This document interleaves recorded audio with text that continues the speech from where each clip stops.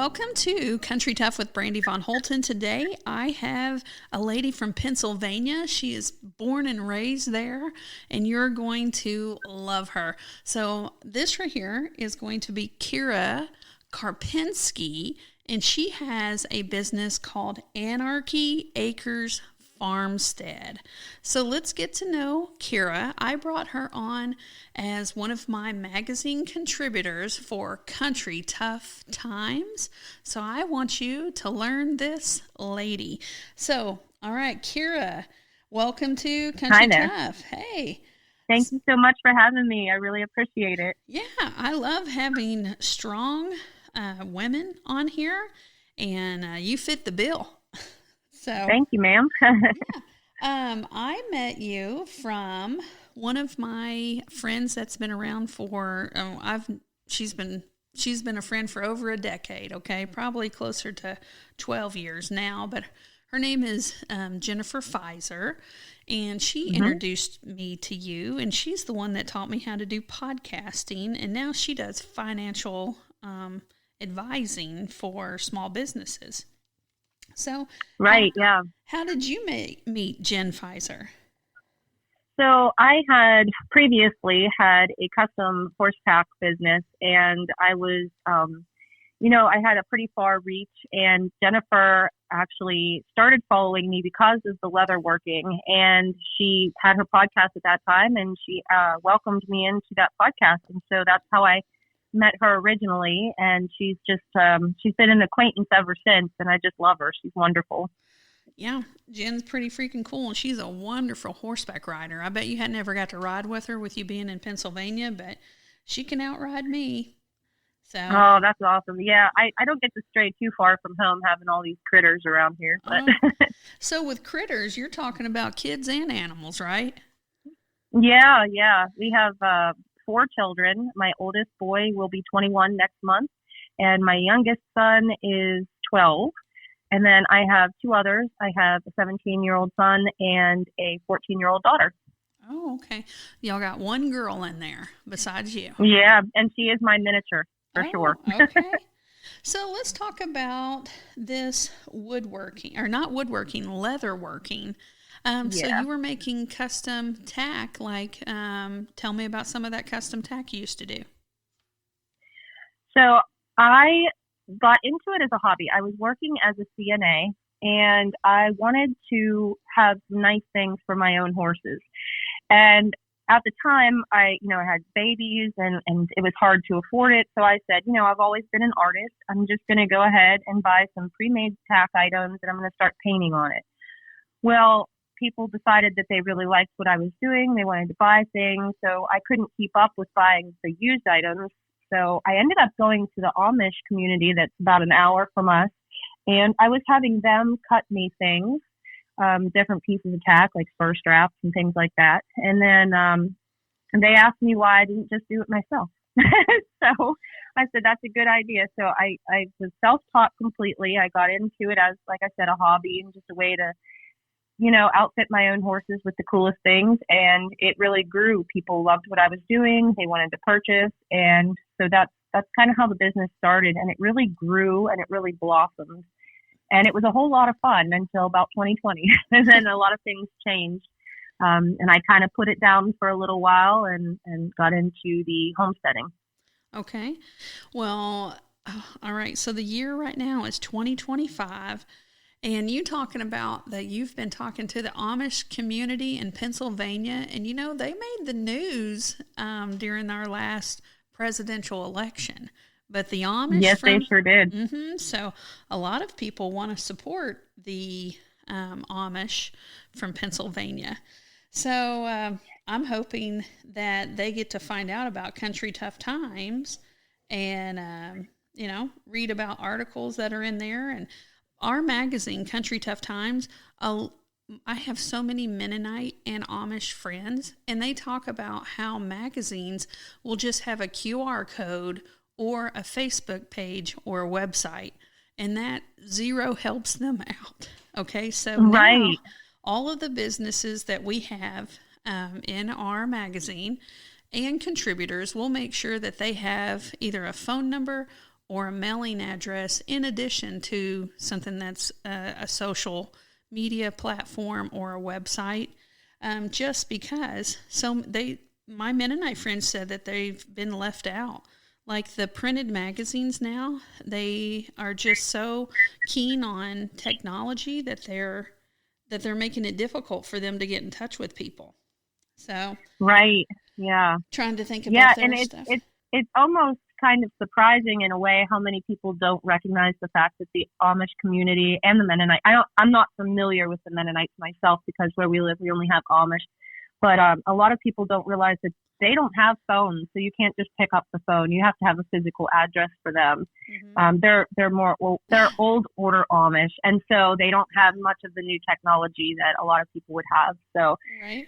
The next time I go up there, I will be glad to get you some addresses of some of my favorite businesses that I go to all the time, and that way you can reach out to them and see about getting them, magazines. So we own Von Holten Ranch. It's a horse trail riding facility. And our main event that we put on is called Chicks in the Sticks. Chicks in the Sticks is an all-inclusive, women-only event.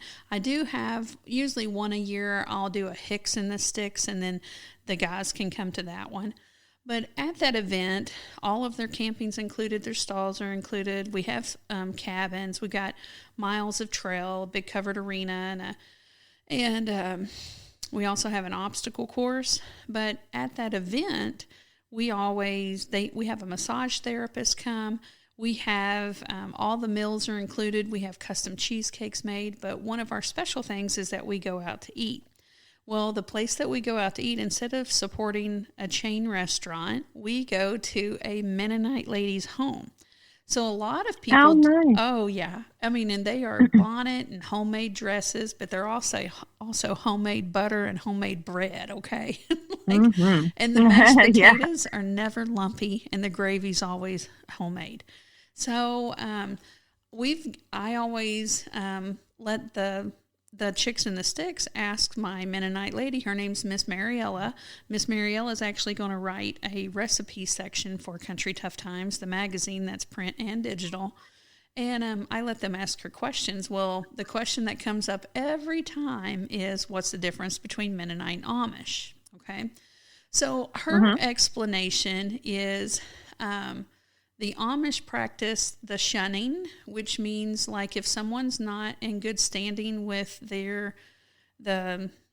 person in charge of their religious group, like maybe, I don't know if it'd be their bishop or whatever it would be. Yeah, it would be the bishop. If they're not in good standing, then they get shunned. And when they get shunned, it means that nobody can do business with them, nobody can talk to them, or they become in bad standings with the church or with their group. Right. Okay, so the Mennonite don't do that. They are the Mennonite that are around us are going to the prisons and baking cookies and writing handwritten Christmas cards because they're like, one of these days those guys are going to get out and they could be our neighbor, and we just want them to know that somebody cares about them. So, oh, that's wonderful. Yeah, and they can have people that are in not good standings with the church, and they just they can still come to church. They just can't do certain activities, but people don't have to stop talking to them. In our area, right. From our place, you can go one direction and go to a bunch of Amish communities, or you can go the other direction and go to a bunch of Mennonite communities. So the Mennonites have different levels of Mennonite, and in the area where Miss Mariella lives, there's 12 different groups of Mennonites, and 3 of them are horse and buggy, but the other 9 are not. They're vehicles. And some of them have to wear, the dresses, but they don't have to dress in all black. The Amish are in all black and white, and then the Mennonites get to use all sorts of floral patterns, whatever colors they want to. It's just homemade clothes for the women. So, and they remarry if someone, if someone passes away, then they're able to get remarried then after if someone passes away. So, just a lot of differences in the Mennonite businesses we go to, they're able to take credit cards. But my Amish, oh wow, that's fascinating. It's check or cash, preferably cash, but absolutely no cards, no technology for my Amish friends. right. So, That's how ours are too. Now, I live in Western Pennsylvania, so the community that I'm talking about is in Smicksburg. It's a beautiful, historic, tiny town, but it does have one of the larger communities of Amish in the state. Most people are familiar with the Lancaster Amish, which are in the mid to eastern section of the state, and that's the group of Amish that mostly made the news this past election. Would be out that way. They are a little bit more technologically advanced than ours up here in Smicksburg, but yeah, they're pretty old fashioned. But I just love them. I oh, just yeah. love them up there. They're wonderful people. Mm-hmm. That's what we found. We have, yeah, Amish is where we go to for a lot. Like my husband gets metal from the Amish, and we've gotten Yeah, leather products made. My saddle is Amish made. you They can't also, get a better product for mm-mm, honestly. yeah. We So, used to get a lot of roofing metal from there as well. I got my leather working stuff. I go there now to get my bulk baking supplies yep. because I buy flour by the 50-pound sack. So I just go up there because their prices are always fair, and I know I'm getting a really great product as well. Right. I just bought a gallon of honey from our Amish here, and it cost me like $49 for a Oh my gallon of goodness. honey. I know. I have not mastered the bees. I'm trying to catch a wild swarm, and Oh I'm yeah. I'm failing. And our Well, neighbors even these have bees, and they will not come and get into my stuff, even though I'm trying to do everything correctly. But at a right. gallon for $49, I'm okay to fail for a little bit more. So, Yeah. I bees is one thing that my husband will not approve here. He doesn't like bees. So what I end up doing, unbeknownst to him, is I plant as many pollinator friendly plants as possible. So the bees come anyway. I just don't have them in hives, oh, but okay. that would sure be a nice thing to do in the future. It's a goal. Yeah. So it says, you went from leatherworking into this Anarchy Acres Farmstead. So tell me Yes. about Anarchy Acres Farmstead. Well, first of all, the biggest misconception is the name of the farm is Anarchy Acres, and people are like, "Oh my goodness, you're anarchists," and that is not the truth. Truthfully, the name of the farm came for the fact that when we first started getting into all these different animals, because I always had horses, always had chickens, things like that. I've always been a farm girl, but when I started getting the hogs and the cows and the goats and things like that, there was never a day where the animals didn't break out of their fence. They weren't running amok all over the place. And I said, it's like constant anarchy here. And that's where the name came from. And so what happened was, like I said, I always had the horses, I always had the chickens and birds and things like that. And I was raised on a hobby farm. My grandfather had Black Angus. When 2020 rolled around and having a larger family, and you go to the grocery store and you see the limitations put on the shelf, and there's also talk at this point of what they're putting in the food that you're buying at the store. And it started to get a little troublesome to me. Mm-hmm. And at that point, I watched the pork market in 2020, and in our area especially, but I think across the country, the pork market was starting to crash. And I've always watched our local auction house, and I always watch the prices. It's just something I always kept an eye on. And I noticed the prices of pigs up there were coming down quite a bit. So we went up to the auction. It was kind of like date night in a way, because that was about the only place you could go that felt kind of normal. And we went up there, and I was fully aware of what my intentions were, but my husband was not. And so we're sitting up in the benches, and this nice Yorkshire sow came out, and my husband commented. He said, "Boy, that was a nice one. I wonder who got her." And I looked at him and I said, "You did." I was bidding from the hip the whole time. He never saw it. So he was a little frustrated with that, but that was our first homestead animal that we purchased. And it kind of just blew up from there.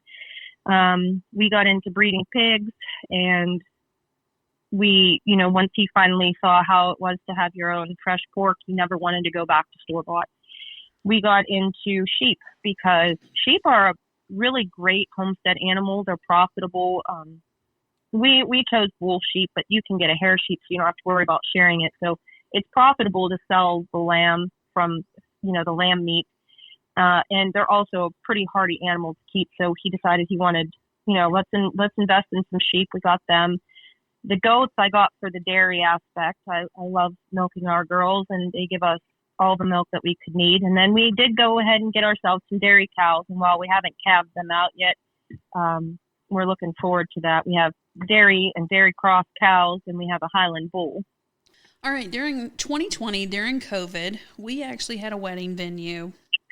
And around here, our local health department had told us that we would have to shut down or we'd get misdemeanors and all that stuff. Well, I stood strong and we didn't shut down.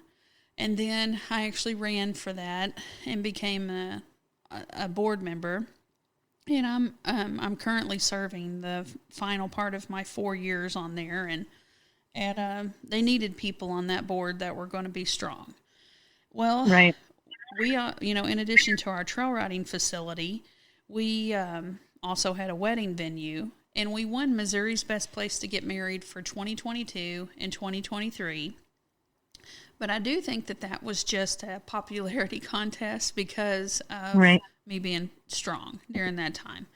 So 2024 came along, and we actually closed down the wedding venue, and now we host a yearly homesteading expo because with us being in Missouri, we're only like 45 minutes from I-70, so we're centrally located, and then we're a century farm. We've been in the same family since 1906, and we bought it in 2013, but it had not been lived on since 1979. And we've turned it into this big trail riding facility, and now we have that venue, and we host in-person classes, and I hire all of these people that are good at whatever they're good at, like canning meat or making medicinal herbs or baking bread. And I hire all of these homesteaders, and so we have these in-person classes all throughout the year, and then we have the yearly expo. For 2025, our expo will be June 20th and 21st, and each day has different presenters, and so it's always nice to hear how other people came about because we all went through 2020, and a lot of us got really smart really fast, and then how it changed our lives. So some people decided to hide, and other people decided to thrive, and that's how I looked at it. That was the year that the blinders came off completely. I always questioned things, but that was the year I said, "That's it. I'm done playing games. I'm done hesitating. I want to thrive. I want my life to be fulfilling in so many ways," and that's kind of when I blew the doors off the place. We just really started to expand. Yeah. You used the word thrive, and Country Tough Times, the magazine, it's dedicated to trail riders, it's dedicated to patriotism, and it's dedicated to helping people thrive during these country tough times. So that's exactly why we brought you on. I have you in the category of homesteading and livestock. And I think your first article, we had talked about how to raise a turkey for Thanksgiving. And then, yes, I'm very excited about this article. Mm-hmm. And then the second article, you were going to talk about why you prefer sheep over goats as one of your first homesteading animals. Right. I think that's, I had always dismissed sheep because I see those horrible TikToks of people that don't know how to shear them. And and I'm like, I'm one of them people. I don't know how to shear a sheep. And I don't want it to be walking around with like 80 pounds of wool on and me be like, I'm sorry, bud, I don't know how to do this, So the fact that you told me, oh no, you can get a different type. That was, I didn't know that because I had already dismissed it. So. Hair sheep is the variety, and there's many different breeds in hair sheep, and they're specifically meant for people that want to put meat in their freezer because they grow out at a good rate. They're easy to raise on grass. You don't have to grain them. They're very parasite resistant, which is what I was saying to you about them being much more hardy than goats. People think that goats are this great hardy animal because of how they were portrayed in cartoons back in the day, but they're pretty fragile, and I find the sheep to be a bit more hardy. And a lot of people might want to get into the goats for the dairy aspect. There are dairy breeds of sheep as well that can compete with the best dairy goats. So they're really fascinating. So I'm really excited to go ahead and write that article up for you as well, because I think a lot of people probably have the same misconceptions about sheep, but they're such a wonderful breed of livestock for people to raise on the homestead. Okay. Hey, so I have a pig story, okay, or a hog story. All right. Around COVID, the hog farmers around here, like they have them phased out, like these hogs have to go to butcher and then they've already got the replacements coming up. Well, whenever those restaurants closed down, there was like, it just pumped the brakes on all this meat being needed. And they didn't really have a place for the hogs to go. So they were having to slaughter them. Okay. Well, we were able to get our hands on 3. And they were so happy, those hogs. We named them all Miss Piggy. We put them in the back because it took us a couple of weeks to be able to take them to the butcher, because they were just getting their butts handed to them, because there were so many people that were like, I'm taking this to butcher so they would have meat, because of the grocery stores and everything closing down. So we had to keep those things for 2 weeks. Well, we put them into our... we had some cattle pens, and then we put a little bit of extra fencing on there to keep those hogs in. But those hogs were so happy because they had never been on actual dirt before. And they were, they were very pleasant, easy to get around. And they enjoyed us because they knew that we were bringing them feed. But my mule, I have a Missouri Foxtrotter mule, and I do mounted archery off of him, and we sell a complete line of mounted archery equipment. Well, my mule still remembers that we had those hogs there for 2 weeks in 2020. He is still afraid of that pen. Like, I'm it's not a razorback. It was these 3 happy, pigs running around, big old fat girls, right? Running around. But he's just like, they're going to eat my leg. I know they're going to. And it is now 2025, and my mule is scared to death. Like, as soon as we go to where he can see those, he's like turning sideways, turning his head real fast. And I'm like, Bud, you cannot remember some things, but you remember those pigs for 2 weeks. So that's funny. We mules. I've never had a mule, but I've known people that have them, and I've been told they're extraordinarily intelligent and they have a great memory. So that's something I would like to have some days. Maybe a nice big draft mule, but we'll put that down the road. My mule is a character. Like, he is so funny. With the mounted archery, I always do something funny, and whenever I go to get off, your bow's kind of awkward, right? And I'll just hook it on his ear and then get off. And everybody's like, what in the world? Like, that's always, people take pictures of that and stuff. In 2024, we were presenting clinicians at the Midwest Horse Fair in Wisconsin. And it was standing room only. And I tried to get them to let me shoot fire, but they could just, it took me like 6 years to get it approved to do mounted archery there, because it's an actual projectile weapon. But Kansas, Equifest of Kansas, because a lot of states have their own equine expo. But several years ago, I don't know if it was in 2017 maybe, I got to shoot fire from my mule. So that's amazing. That's amazing.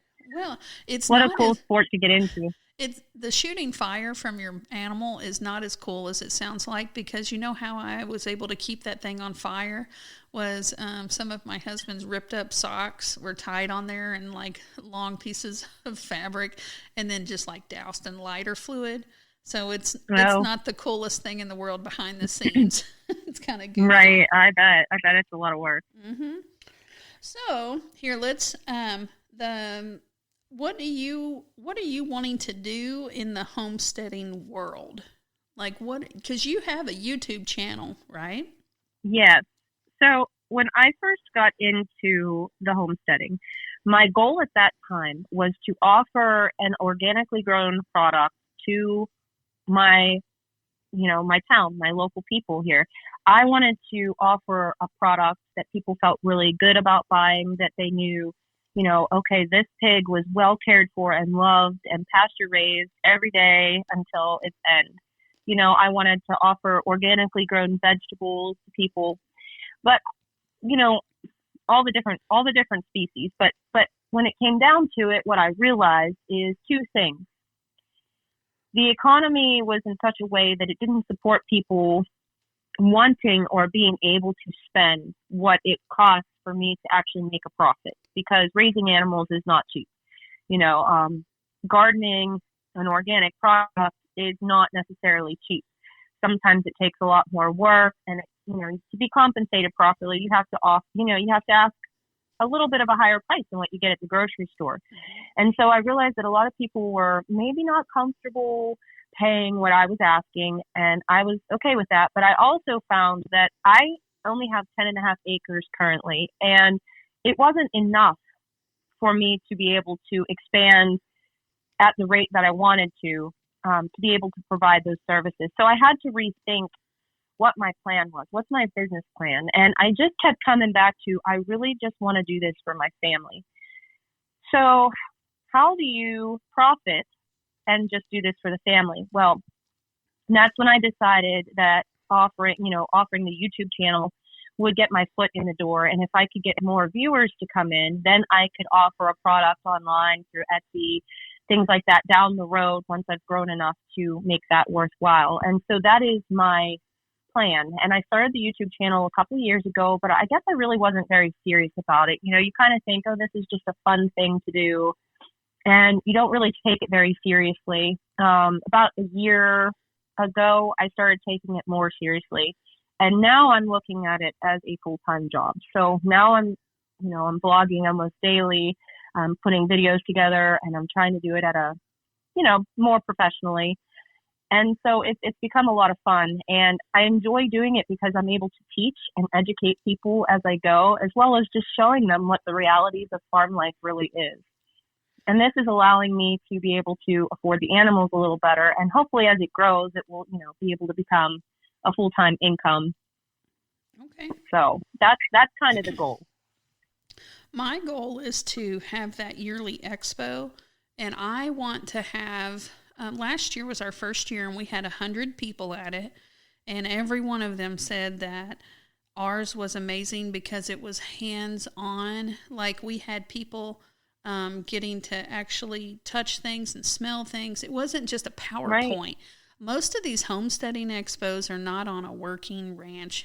We won Missouri's Best Ranch for 2024, and they've already announced that we actually won it for 2025 as well. They do it like congratulations. Yeah, thank you. And with us being on a century farm, man, we are wanting to be this hub of bringing people together for that expo so they can have these people that have mastered something that they're wanting to master. But here's the deal is, I'm not paying for big names. I would rather keep, some of those expos are almost $200 a day. Some of them are, $175, $150 a day. Ours is only $35 a day because I find people that are good at what they do, but I'm not paying for a name. They can pay for that on their own. They can find those resources in the books and everything. They can do that on their own. I am more about, I'm tapping into that Mennonite community. This year I've got so many people that are not Mennonite that are also coming on board. But man, if we're doing fermented foods, I want them to be able to taste them. And we put in a certified kitchen, so then we can actually do whatever needs to be done for them to be able to say, I like this or I don't. Like, for example, right. You don't have to learn how to do everything in homesteading. Everybody thinks they've got to learn how to do everything. Well, here's the deal. I'm a biologist. I have a biology degree with a minor in physics. I cannot stand foraging. Okay, I do I probably forage 5 things. Okay, because we've got a couple of 100 acres and a creek that runs on there. There's a couple of there's probably 10 things that I forage. But I do not like doing that. Okay, right? Yeah, you gotta pick what you're good at. Yeah, I love the fermentation process.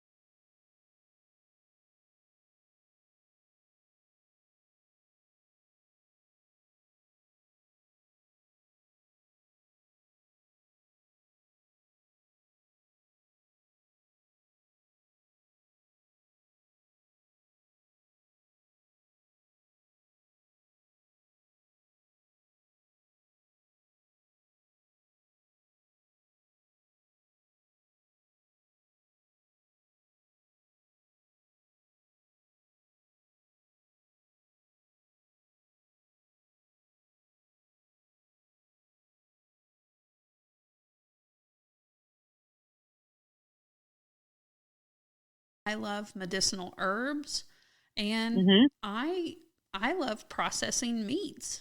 Okay, like there's a certain things that I like to do, and I like to get my own wheat berries and grind them and make bread from that. I don't. So like you've just got to pick and choose what you like, and it might just be one thing. And Yeah. everybody always And thinks gardening has to be massive. It doesn't. It can be so small. You could just do sprouts and just eat from a jar, you know? absolutely.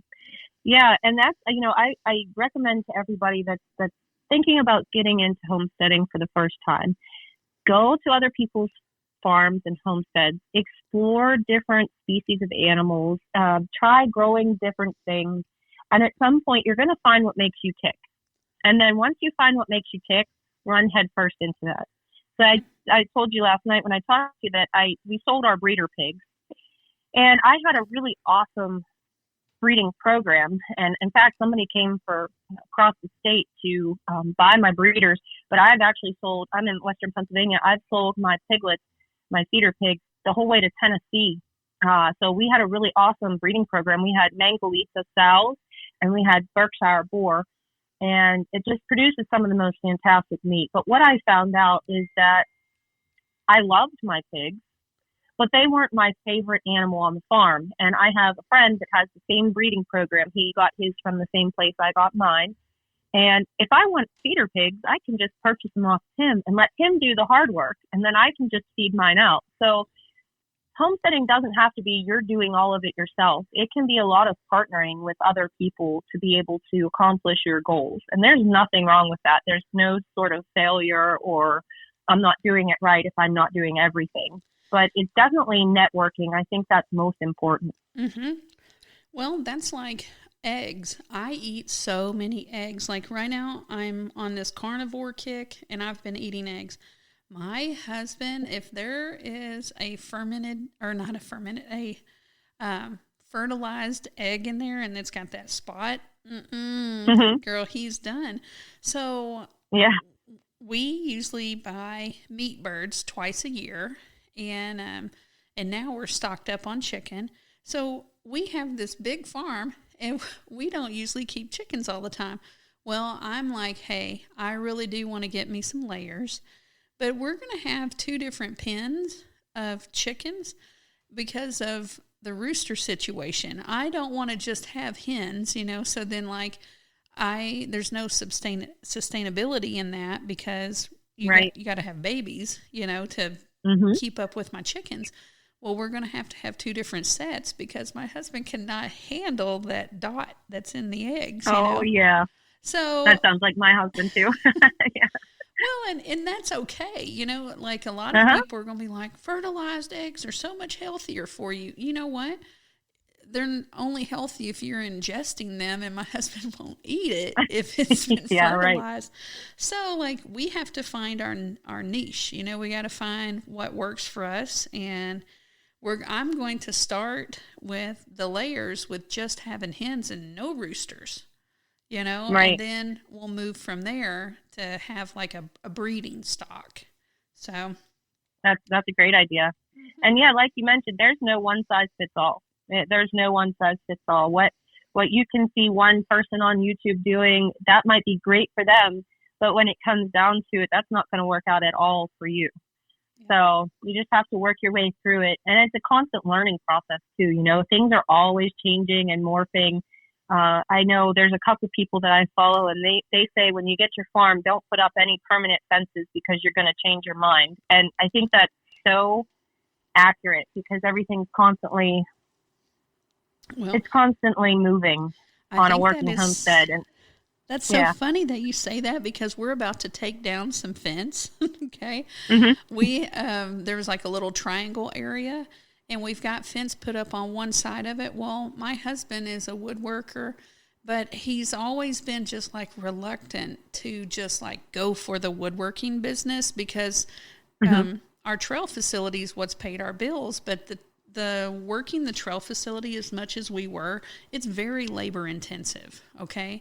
And I can imagine. My husband's not a cowboy. My husband is a woodworker. He would rather build something, right? Well, that area where we put the fence, we were going to have additional pasture there, but it's right in front of his sawmill and kiln. And that man has got logs everywhere. It's our off season right now.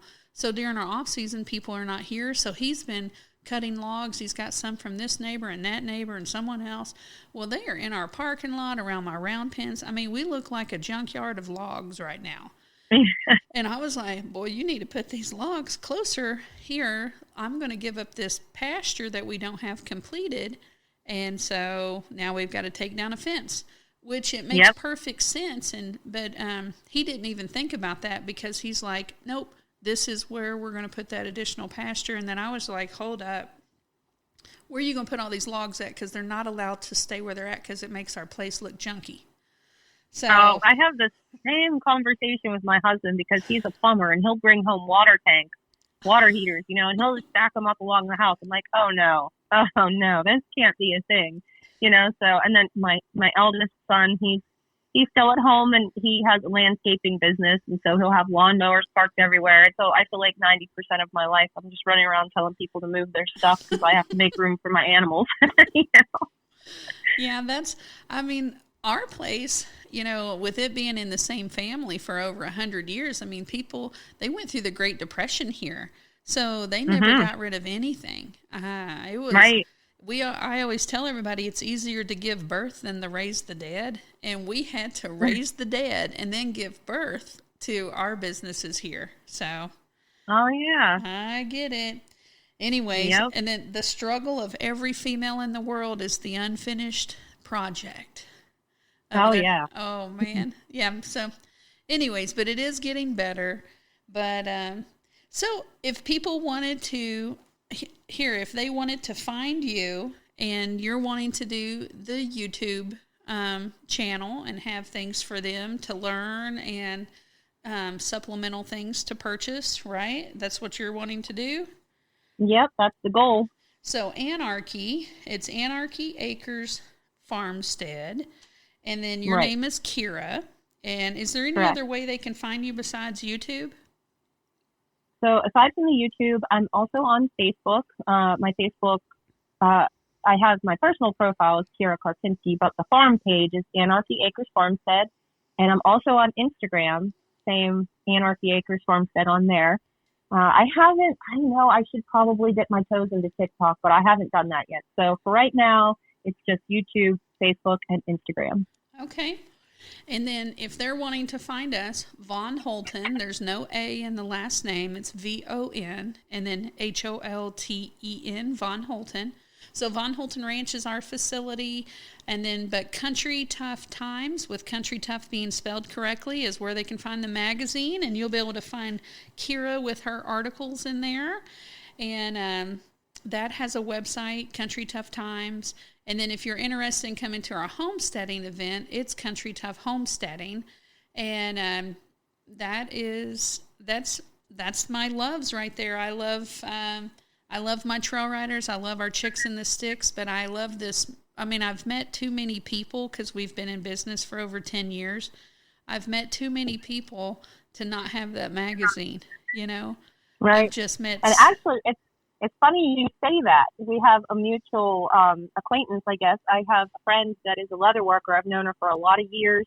Her name's Erica, and she thought I had shared that I was going to write an article for you in your Country Tough Times, and she says, this is an awesome fit. She said, I went trail riding with her last year, and she's awesome. So Her name's small Erica world. Graham, isn't it? Yes, it is. Erica Yes, Graham. it is. Yeah, her daughter is she's doing stuff with leather, but she's doing some like earrings and shoes and stuff. And then Erica is doing like the halters and bronc halters, and she says that her daughter is making so much more money than she is. Right, yeah. But Erica started making some horse head leather pillows. And yes, and they're adorable. Oh my gosh. Well, I don't know if she can make them custom to what your horse looks like. I don't know, but yeah. I'm going to get me one of those she does. Oh, she does. Yeah. I'm going to get me one of those horse head pillows because I think you should. Oh, they're beautiful. I know I could sell them here, but I don't know if she can keep up making them because everybody wants those horse head pillows. But, I'm sure she'd love talking to you about it. But yeah, those pillows, and it's sad too because, you know, people over in China and whatnot have kind of started making knockoff versions, but I recommend people don't ever do that. Go to Erica because she's the original. She's the one that's going to make them the best. Well, you know what? I don't do Temu. I don't do, you know what? I realize now that our country needs people to be strong and purchase things that the power of people have power, and a lot of people don't realize how much power they have, but it's with how they spend their money. You know, try to stay off Amazon. I know it's addicting. I try not to. You know, I try not to. Everybody's guilty of it, but that's what hurts small businesses the most. I think is things like Amazon, where you could get something next day, and you know, instant gratification without the work. Yeah. Well, you know what, maybe all these tariffs that they're wanting to put on import stuff coming in will help motivate people to spend their dollars here, and they're going to get a better product. And people want to do that. People want to purchase, you know, they want to support your friends and stuff and family. But, you know, 2-second side note, but I get more support from people that maybe have not even met me in person than I do sometimes from my friends and family. Like, that's no joke. No joke. Man, I will get more support from someone that, man, they comment on my things, or they'll purchase one of my, like, I write children's books. I've got my 4th one about to come out, and I have people, like, every one of my books, I want them sold in all 50 states. And instead of it being a friend or a family member that's like, hey, I see that you need to get Delaware. How can I help you get a book into Delaware? It will be someone on Facebook that sees me trying to do something, and they'll like purchase a book to send it to a horse club that they have contacted, you know? And I'm like, dang, I love the people that are so supportive. You know, it makes me want to be even more supportive of people. And I 100% agree with that. And also, and there's no shade to my friends and family, absolutely no shade at all, but friends and family always expect a discount. Oh, yeah. Yeah. Yeah, and sometimes that's really, really hard to do because you want to make them happy, but you also want paid what things are worth to you. So it's hard. That's a fine line to walk.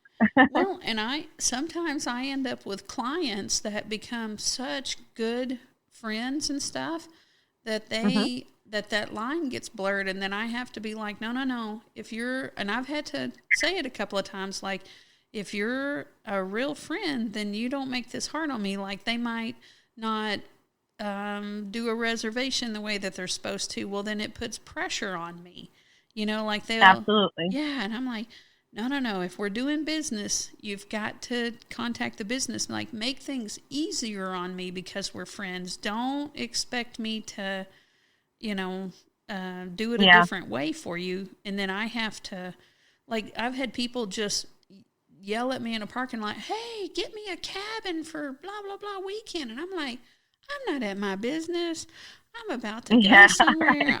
And now I have that pressure of remembering. And then if I forget, they're like, I told you. And I'm like, that is not how we do business.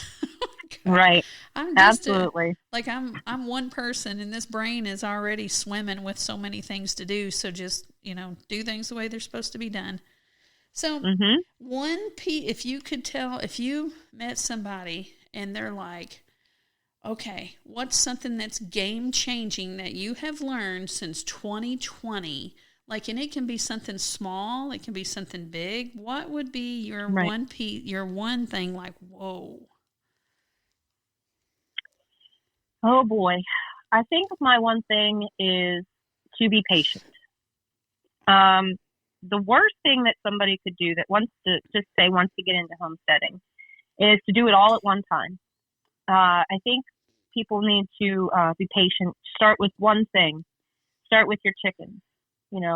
Start with your big garden. Then, as you get comfortable with that, start to experiment with other things. So, like I did with the pigs. And then I realized, well, the pigs aren't for me. Allow yourself to fail, but be very patient.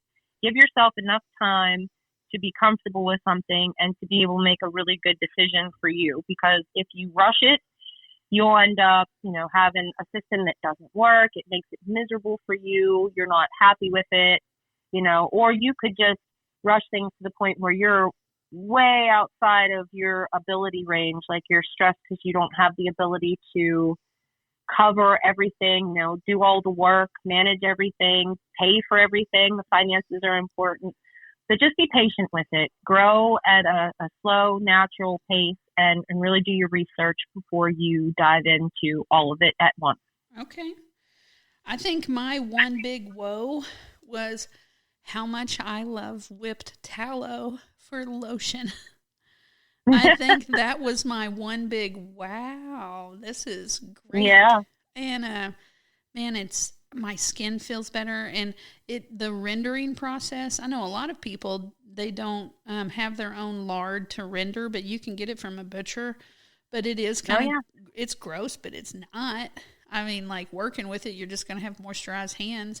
That's one of my biggest wows, and my thing that I'm into right now is getting rid of everything plastic and microplastics and how our bodies, like plastic hasn't been around for 100 years, but now everything we eat and touch and all that has all this plastic. So I'm trying to eradicate that from my life. I know. So I told you two wows, tallow and plastic. Yep. So yes. Oh, and cast iron is a big wow. If you haven't had a cast iron, I highly recommend. Like I cast iron, stainless steel, and glass is about all I cook in this kitchen. But cast iron will change your life. You know what? Go invest. Here's confessions of a professional homesteader. Like I have so many cast irons, but I am so afraid of cleaning them incorrectly. So that is one of my things this year is to master cleaning them, because all my Mennonite friends and my friends that are so good with cast iron, they're like, just start a fire and just throw it in there and throw them coals on it. And I'm like, oh, to season it. Yeah. I'm like, super can I just do it in the oven? Like that just seems so much cleaner, than. That's how I do it. I do it in the oven. I'll season it with, I like avocado oil because it has a higher smoke point. Put it in there for about 500 degrees or as far as high as you can get it. And you leave it in there for, just if you do a quick Google search, it'll tell you for what temperature you go, how long you leave it in there for. And that's it. That's it. You're good to go for a while. Okay. Yeah, I've got to master. I've collected all the cast iron, just got to clean them. And just so many resources on don't use soap, use soap. Okay, here's what I do, and so I've just got to choose who I trust the most and then just do one. That's right. And then if it fails, it fails. It won't matter because then I can just do it again. I can fix it. That's right. Yeah. Always learning. One last thing. Oh my gosh, Instapot. I have mastered the air fryer. But I'm scared to death of my Instapot. So this year, one of my goals is to master the Instapot. So I love my Instapot. I have 2 of them now, and you will love it once you get comfortable with it. Mm-hmm. And I'll be your voice of confidence here. Just try it because it's pretty much, I'm not going to say 100%, but it's pretty much bomb proof. Anybody can use it. Just follow your directions and you will be fine. See, and so I don't want people to think I'm a ding dong, right? I'm over here like, oh, Right. cast iron, got to clean No. it, and I'm an Instapot, and I love towel. Well, a lot of But people feel that way. yeah, well, I'm sharing some of my weaknesses to make people Mhm. realize that. I mean, my gosh, we won Missouri's Best Ranch, and I'm over here like, I am going to use that Instapot. I've owned it for 2 years, and it's still in the box, and I'm scared to death of it. And it is on a goals list, and I might even do it in the next couple of days, because that's what I usually do is I just rip that Band-Aid off. I do it, and then I'm mad at myself because I had it for so long, and I wasn't using it. So. Yeah. Yeah. That's what we got to do is just throw ourselves into it. But there's a lot, a lot of people have reservations about certain things. They feel like it's outside of their comfort zone. I have things like that myself, but then you realize like my pressure canner. When I first got my pressure canner, I was, oh boy, I'm gonna blow things up. Like super nervous, heart pounding. But now I just toss it on the stove and and I don't give it two thoughts. But sometimes just dipping your toes in and getting it going, and then you're like, oh, this was silly. I should have never been worried about this the whole time. I was that way with cooking brisket and short ribs. I was just nervous as heck. My dad always cooked brisket, and he always like sat with it and did this big thing. And I don't put ours on our smoker. I cook it in the oven, and it's good. I mean, like, oh yeah, you put that thing on, I think I put it on 225, and I leave it for like 6 hours typically. And I've got people coming over like, how did you cook this? And I'm like, in the oven, like in like a casserole dish, and I didn't even cover it. It takes nothing. It took some mustard and whatever seasoning you wanted to put on it, and then I was done. I just walked away. You're making me hungry. Oh, man. So, anyways, Anarchy Acres Farmstead. I hope that y'all have enjoyed getting to know Kira. I hope that y'all come to our homesteading expo. Man, I have. I hope to make it. I hope to make it. Yeah. Well, my goal is to have 1,000 people, and then, but it maxes out at 1,200. I know a lot of these homesteading expos just have thousands and thousands of people here. I don't want that. I want to be able to still provide people like a small classroom environment. So we'll have stuff, different presentations going on at the same time, but then we'll have them rotate and be assigned like a group if they want to do those classes, or they'll be assigned a group, but then and then those classes will be at certain times. If they're not interested, they just don't have to go to that class. And then have the same presenters presenting the same thing throughout the day. Yeah. So that's the goal, is small classes. So then you're not one person in a group of 150 looking at a PowerPoint. Like, blah. Mm-hmm. That's not what I'm interested in. And with us, we've got I want to be able to have people to do foraging. We have the certified kitchen. We have an actual wood shop with a kiln, with a sawmill and a CNC. That's all in one. We have the horse barn, and it's got 3 air-conditioned offices in it. Then we have the covered arena, and I do plan on buying a circus tent this year. So, oh, great. Yeah, and with us, we have 75 covered stalls, and then 32 electric sites and 4 cabins. We're not going to allow anybody to spend the night during that homesteading expo, because that's where our vendors will be. And I don't want people spending the night and then some vendor have something stolen and be like, who did this? And I'll be like, it was people spending the night. So, but we don't have a problem with theft, but that's just I just want to keep everybody's stuff safe. But with those covered stalls, they're lined with limestone. So it's already set up. They're flat. They have access to water, it's just great. Or if they need electricity, we put them into those electric sites, and then there's just a path that people walk, and they're able to see all those vendors. So, anyways, all right. Country Tough Homesteading, Country Tough Times, Anarchy Acres Farmstead. And if anybody's ever interested in getting business coaching or anything, it's just brandyvonholten.com. Thank you for tuning in to Country Tough with Brandy von Holten.